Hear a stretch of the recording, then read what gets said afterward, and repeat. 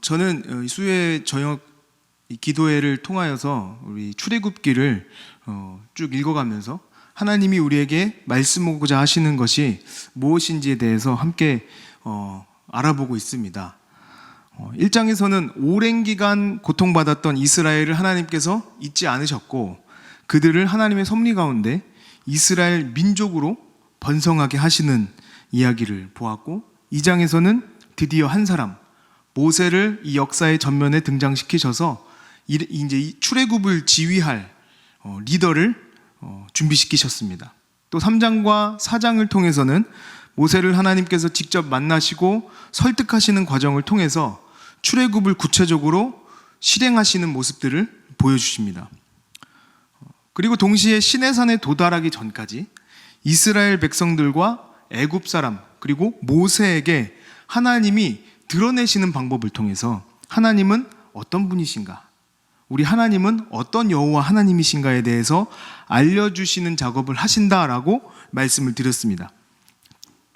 동시에 우리는 하나님을 얼마나 인식하고 살아가는가, 내 앞에 계신 하나님을 우리는 어떻게 인식하는지에 대한 물음으로 지난 설교를 마무리했었습니다. 오늘 우리가 다 읽지는 않았지만 7장에서부터는 우리가 너무나 잘 알고 있는 말씀, 열재앙이 시작이 됩니다.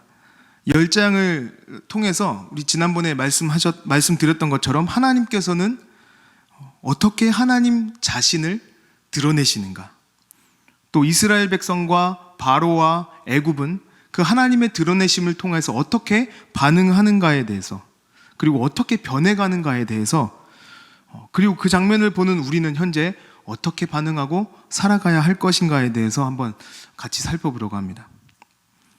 먼저 하나님께서 하나님이 어떤 분이신가에 대해서 이 드러내는 데에 있어서 어떻게 드러내시고, 또 이스라엘 민족과 애굽 백성들, 바로는 어떻게 반응하고 있는지에 대해 우리가 한번 보아야 합니다.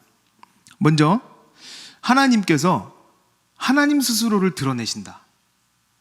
어떤 이야기를 풀어서 사건을 해결하시는 것이 아니고 그 사건이 해결되는 과정을 통하여서 하나님을 어떻게 드러내고 계시는가, 이 렌즈를 가지고 우리가 한번 여태까지 왔던 이 출애굽기를 한번 훑어보려고 합니다.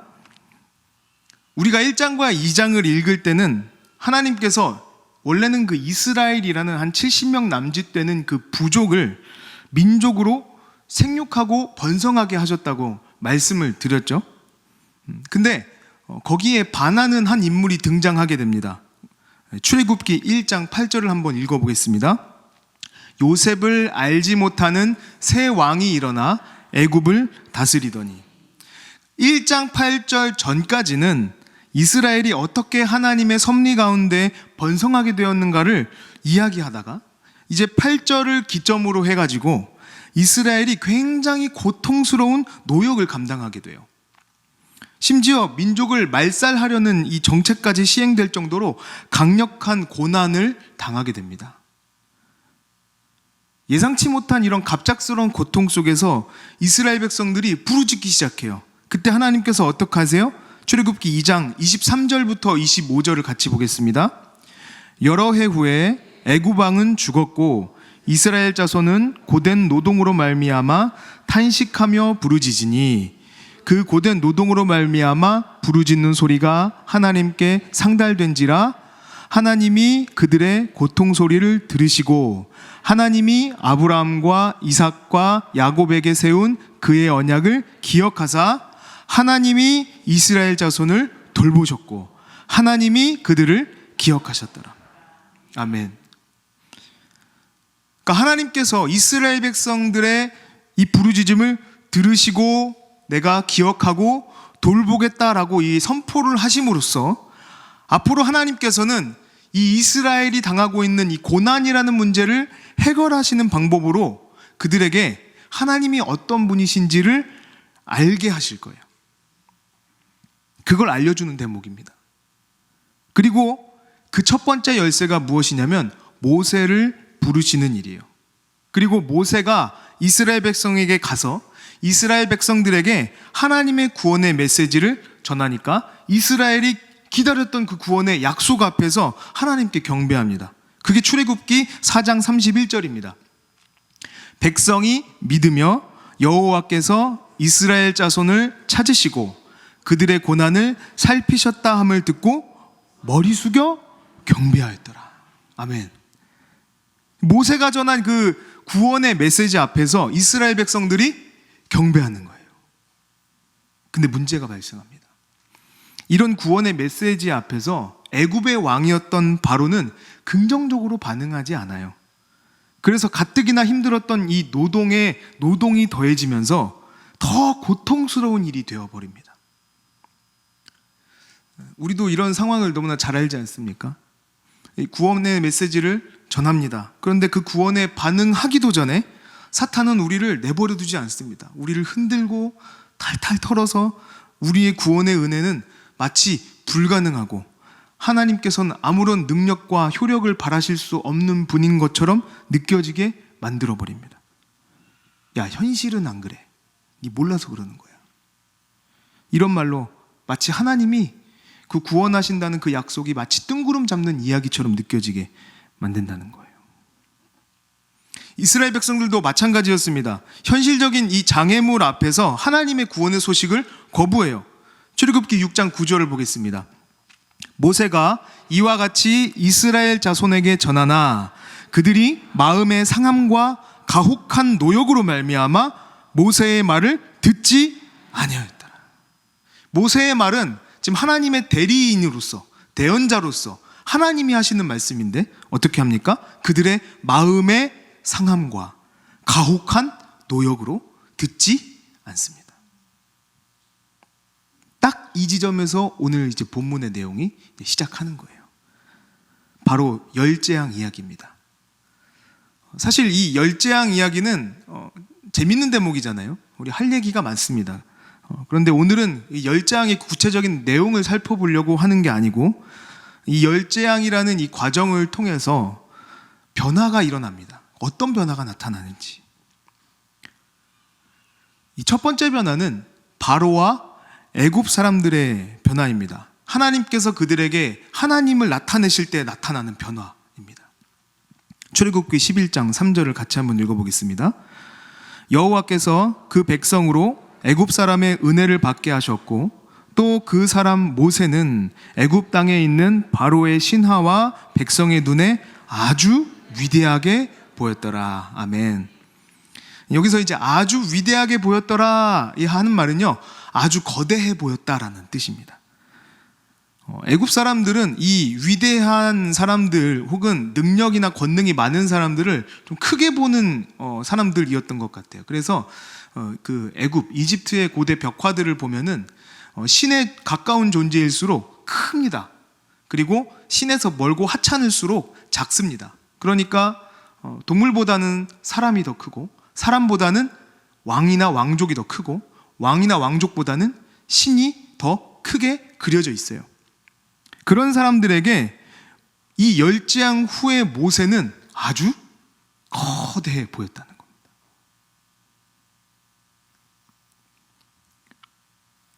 여기서 모세가 아주 크게 보였다고 할 때 이것은 아마 신에 근접한 존재로 인식되었다라는 표현일 겁니다. 열재앙을 경험하면서 아마 애굽 사람들은 하나님이라는 이름만 들으면 몸서리 칠 정도로 하나님의 그 권능에 대해서 경험하게 되었을 겁니다. 하나님이 이것을 작정하셨거든요. 이것을 잘 표현하는 성경 구절이 있어요. 출애굽기 9장 14절입니다. 내가 이번에는 모든 재앙을 너와 내 신하와 내 백성에게 내려 온 천하에 나와 같은 자가 없음을 내가 알게 하리라. 아멘. 온 천하의 주인이 하나님이시라는 사실을 애굽 사람들에게 드러내시기를 하나님이 작정하셨어요. 하나님께서는 왜 온 천하의 주인이 하나님이시라는 사실을 드러내셔야 했을까요? 그것도 이렇게 무서운 광포한 방법으로 10가지의 재앙이라는 방법으로 하나님이 이 모든 만물의 주인이시라는 사실을 드러내셔야만 했을까요? 분명히 그 재앙 때문에 애굽 사람들 중에 일부는 자신의 삶의 터전을 잃어버리거나 심지어는 자녀를 잃어버린 가정도 생겼을 겁니다. 그럼에도 불구하고 애굽 사람들의 입장에서 보면은 이 잔인하다시피 한 이런 재앙을 하나님은 애굽에 내리셨다는 말입니다. 아, 하나님은 학대를 즐기시는 분이구나. 그럴까요? 우리는 이 두 가지 정도로 하나님이 공포스럽게 이들에게 나타나신 이유를 생각해 볼 수 있습니다. 첫 번째는요, 하나님이 누구신지에 대해서 이렇게 공포스러운 방법으로 드러내신 것은 하나님을 인식하는 것이 하나님의 백성을 대하는 태도와 관련이 있었기 때문에 그래요. 출애굽기 5장 2절을 같이 읽어보겠습니다. 네, 출애굽기 5장 2절. 바로가 이르되 여호와가 누구이기에 내가 그의 목소리를 듣고 이스라엘을 보내겠느냐? 나는 여호와를 알지 못하니 이스라엘을 보내지 아니하리라. 아멘. 모세가 하나님의 명령을 들었습니다. 그리고 애굽에 갔습니다. 그리고 하나님의 명령대로 애굽의 왕인 바로를 찾아갑니다. 그리고 그들에게 요구했습니다. 우리는 하나님의 명령을 받아서 여기서 나가서 하나님께 예배를 드려야 됩니다. 제사를 드려야 됩니다. 우리를 보내주십시오 했더니 바로가 대답합니다. 내가 여호와를 알지 못하는데 어떻게 이스라엘을 보낼 수 있겠느냐. 이것이 애굽의 반응이에요. 하나님을 모르니까 이스라엘 너희도 보낼 수 없어. 이스라엘의 운명은 여호와에 대한 인식과 철석같이 붙어 있는 겁니다. 그리고 열 재앙을 통해서 하나님이 어떤 분이신지에 대해서 뼈저리게 경험하고 나서 하나님뿐만 아니라 이스라엘 백성들에 대한 시각도 달라질 수밖에 없었다는 거예요. 더 이상 바로를 포함한 애굽 사람들은 이스라엘 사람들을 함부로 대할 수가 없습니다. 이것이 하나님이 애굽 사람들에게 자비 없이 나타나신 첫 번째 이유입니다. 하나님을 인식하는 것과 하나님의 백성을 대하는 태도가 연결되어 있다는 거예요. 두 번째, 바로와 애굽에게 잔인하리만치 하나님께서 가혹하게 나타나신 두 번째 이유는 하나님의 약속을 지키시는 방법이었기 때문에 그렇습니다. 아까 전반부에 열 재앙을 경험한 애굽 사람들이 모세를 어떻게 인식하게 되었다고 말씀드렸을까요? 아주 거대한 존재로 신처럼 느끼게 되었다. 그런데 이 말씀은 우리가 이미 들었던 말씀이에요. 오늘 본문 7장 1절입니다. 같이 한번 읽어보겠습니다. 여호와께서 모세에게 이르시되 볼지어다 내가 너를 바로에게 뭐같이요? 신같이 되게 하였은지. 아직 신같이 안 됐어요. 그런데 신같이 되게 할 것이라는 하나님의 약속이에요. 하나님께서 열 재앙이 이루어지기 전에 이 한 약속을 이루시는 겁니다. 사실 이 모세와 아론의 관계는 참 재밌습니다. 모세는 하나님의 대리인의 역할을 하거든요. 그러니까 우리가 상상하는 것보다 훨씬 더 하나님이 많은 권한을 허락하신 거예요. 어떻게 할 수 있냐면 하나님이 모세에게 말씀하면 모세는 그것을 바로에게 바로 가서 말하지 않습니다. 누구에게 말해요? 아론한테 말해요. 그러면 아론은 모세의 입이 되어서 바로에게 가는 겁니다. 그리고 아론이 바로에게 전달해요. 이 관계를 하나님이 설정하신 이유가 있습니다. 모세를 위대하게 만들려고 신처럼 보이게 하는 게 아니에요. 왜 그러냐면요, 아론은 나중에 어떤 역할을 감당하게 됩니까? 제사장의 역할을 감당하게 되죠. 제사장이 어떤 사람이에요? 하나님과 인간 사이에 중보의 역할을 하는 사람들이거든요. 모세는 어떤 역할을 해야 돼요? 하나님 같은 역할을 해야 돼요. 그래서 이 아론이 그 사이 역할을 하거든요. 그러니까 하나님은 이 모세를 하나님의 대리인으로 완벽하게 사용하시기로 결정하신 거예요. 이게 약속이에요. 이걸 이루시기 위해서 애굽 사람들이 보기에는 모세가 뭐같이 보이도록요? 신처럼 보이도록. 하나님이 가혹할 수밖에 없었던 두 번째 이유는 그 약속을 지키시기 위한 방법이었다는 겁니다. 혹시 대를 이어서 지키는 약속에 대해서 한번 들어본 적 있으십니까? 부모님이나 나의 부모님이 한 약속을 그 아래의 대가 기억하여서 그 약속을 지키는 거예요. 아무런 유익도 없는데, 아무런 이득이 없는데 그 약속을 지키는 겁니다. 아마 한 2대, 3대, 3대, 2대, 3대를 거쳐서 그 약속이 지켜진다고 한다면 아마 그 사람은 대대손손 엄청난 사람이라고 칭송받을 겁니다. 근데 사람들은 그렇지 못해요. 약속을 지키지 못합니다. 사람은 그렇게 신실하지 못해요. 이익이 걸려 있어도 그것을 지켜내기가 쉽지 않습니다. 그런데 이익이 없다면 어떻게 될까요? 이익이 없는 약속을 지킬 필요가 있습니까? 없죠. 그런데 하나님은요, 이 이스라엘 백성들과 한 약속을 이미 400년도 더 전에 아브라함과 하셨어요. 400년 중에 40년을 한 대라고 하면 400년은 약 10대일 겁니다. 그럼 10대를 지나면서 그 약속을 만약에 했다 하더라도 잊어버리면 그만이에요. 400년입니다. 그런데 이스라엘 백성들은 그것을 잊어버려도 하나님은 기억하세요. 하나님을 우리가 신실하신 하나님이라고 부르고, 우리가 그 신실하신 하나님이라는 노래를 부를 때요, 그 신실하신 하나님이라는 이 표현은요, 단순히 미쁘신 하나님, 믿을 만한 하나님, 신뢰할 만한 하나님 정도의 표현이 아닙니다. 사실 이 표현은 굉장히 공포스러운 표현일 수 있어요. 거기에 오히려 가깝다고 생각할 수 있어요. 하나님은 약속하신 것을 반드시 이루십니다.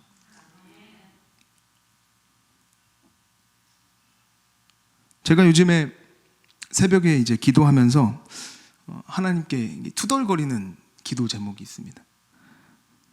제 기도 제목 맨 앞에 이제 환우들을 위한 이제 기도 제목을 먼저 이렇게 하거든요. 개인 기도할 때요. 이 교회에 아픈 성도님들, 그리고 제 주변에 있는 이웃들, 그리고 제 가족, 그리고 친척들 중에 아픈 이렇게 환우들이 있습니다. 그래서 기도 맨 처음에 이제 그 환우를 위한 기도를 이렇게 먼저 이렇게 합니다. 그런데 기도할 때 이 속 시원하게 기도 응답이 되었다고 할 만한 응답이 없는 거예요. 기도는 너무나 간절하게 하고, 실제로 너무 간절한데, 꼭 들어주셨으면 좋겠는데, 긴급하고 절박한데 하나님이 듣지 않으시는 것처럼 느껴지는 겁니다. 유독 요즘 그런 느낌을 많이 받아요. 그래서 오늘은 새벽기도 이렇게 끝나고 2층에서 이렇게 기도하는데 투덜거리게 되더라고요. 하나님, 나를 위해서가 아니라 하나님의 이름을 위해서 기도하는 거 아닙니까? 그래서 환우들의 회복을 위해서 기도하는 거 아닙니까? 주님의 영광이 드러나는 것을 위해서 기도합니다. 하나님 말씀하신 대로 구하라 하셨기 때문에 구하는데 주님 응답해 주셔야 되는 거 아닙니까? 기적이 일어나게 하여 주시옵소서.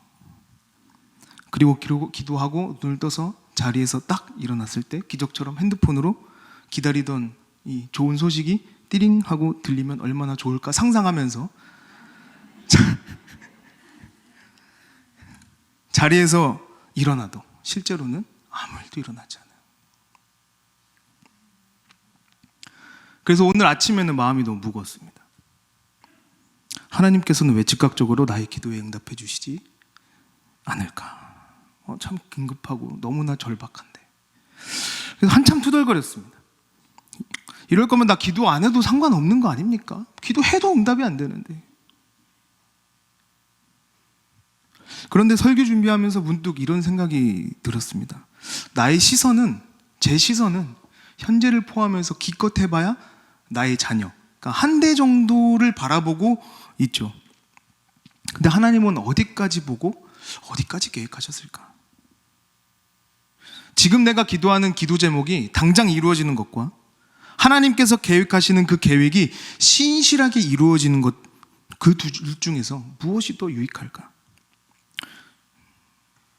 사실 너무나 당연한 대답이고 저도 수없이 말했던 말이지만 정답은 하나밖에 없죠.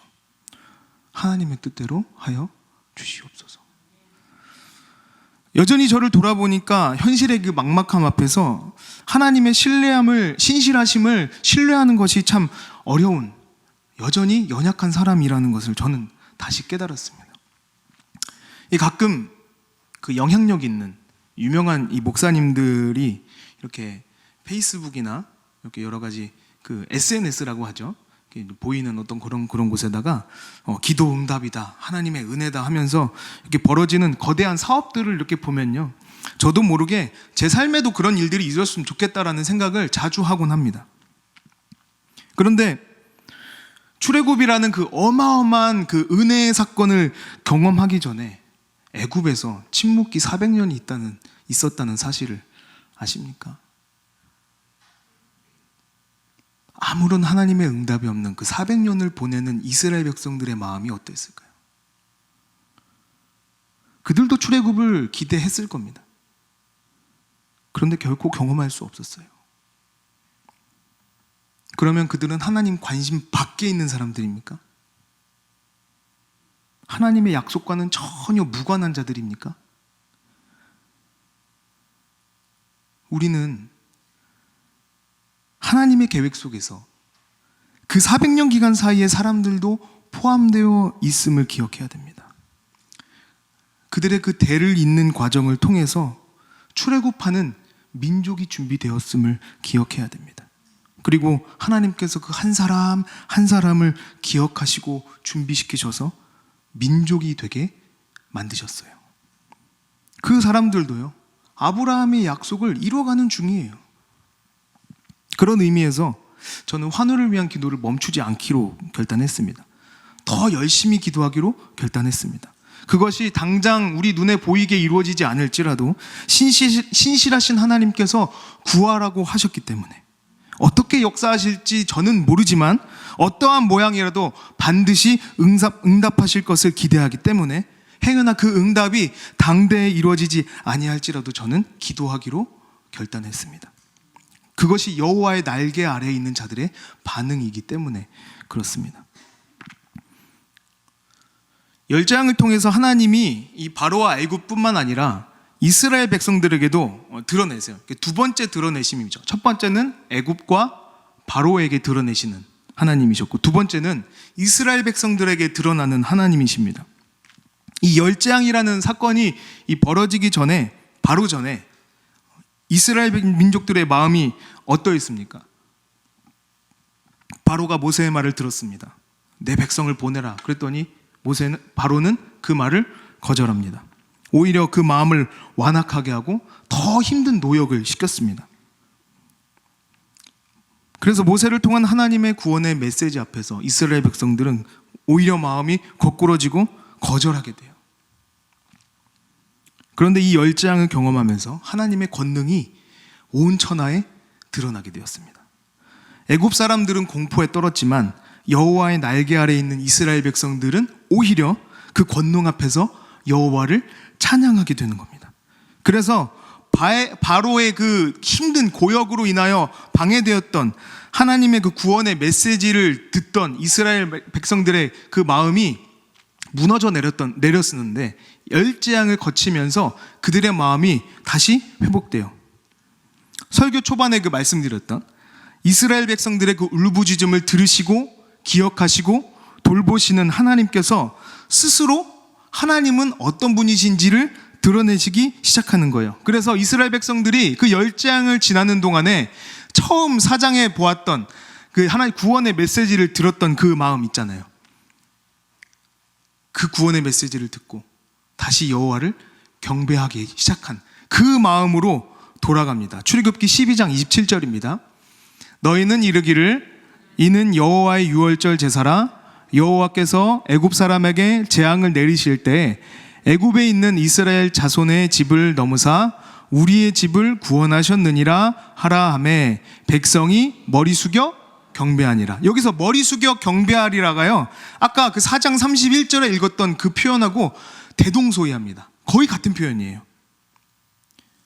여호와께서 그들의 고난을 살피셨다 함을 듣고 고개 숙여 경배하니라. 이 말과 같은 말이라는 거죠.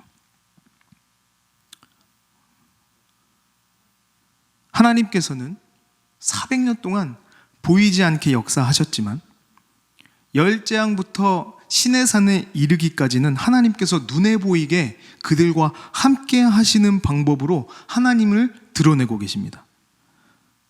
구원의 하나님으로서 하나님을 나타내시는 거예요. 이 일 후에, 이제 열장 이후에 이제 이들이 정말로 출애굽하게 됩니다. 그리고 그들이 처음 도착하는 곳이 어디입니까? 홍해죠. 홍해는 이스라엘 백성들에게 죽음이에요. 홍해를 건너갈 수 있는 방법은 없었습니다. 뒤에서는 애굽 군대가 쫓아옵니다. 애굽 군대에게 홍해는 생명길이에요. 이스라엘 백성들을 막고 그들이 가져간 탈취해간 재물들을 다시 다 뺏어올 수 있는 좋은 기회입니다. 그런데 하나님께서, 그 구원의 하나님께서 하나님을 드러내시는 방법으로 어떻게 하시죠? 홍해를 길로 만드세요. 홍해가 죽음의 길이었는데 생명의 길이 됩니다. 생명의 길인 줄 알았던 애굽 군대에게 홍해는 죽음이 되어버리는 거예요. 그 일을 경험한 이스라엘 백성들은요, 하나님께 영광과 찬양을 올려드리는 장면이 그 이후에 등장해요. 승리인 것 같아 보이는 애굽 군대의 홍해는 오히려 죽음이었고, 죽음인 줄 알았던 홍해가 이스라엘 백성들에겐 생명이 되었다는 겁니다. 하나님께서 그렇게 만드신 거예요. 오늘 이렇게 함께 예배드리는 우리 성도님들은 어떤 상황에 처해 계십니까? 아마 저와 비슷한 기도를 하시고 응답하지 않으신 하나님에 대해서 원망하기도 하고 답답함을 토로하실 수도 있습니다. 오늘 말씀을 통해서 우리가 같이 나누기 원하는 것은 하나님은 신실하신 분이라는 거예요. 때로는 가혹해 보이는 환경이라고 할지라도, 때로는 응답이 없는 것 같다고 하더라도 하나님의 시간은 분명히 흘러가고 있습니다. 하나님의 계획은 조금의 오차도 없이 이루어지고 있습니다. 이 사실을 기억하길 소망합니다. 모든 사람에게 후히 주시고 꾸짖지 아니하시는 우리 주님을 신뢰하고 오늘 이 밤에 우리가 간절히 구하기를 소망합니다. 그리하면 잠잠해 보이는 그 침묵기 400년 동안에도 하나님이 기억하시고 그 약속을 신실하게 미쁘시게 준비하셨던 것처럼 우리 성도님과 저를 통하여도 하나님께서 그렇게 일하실 줄 믿습니다.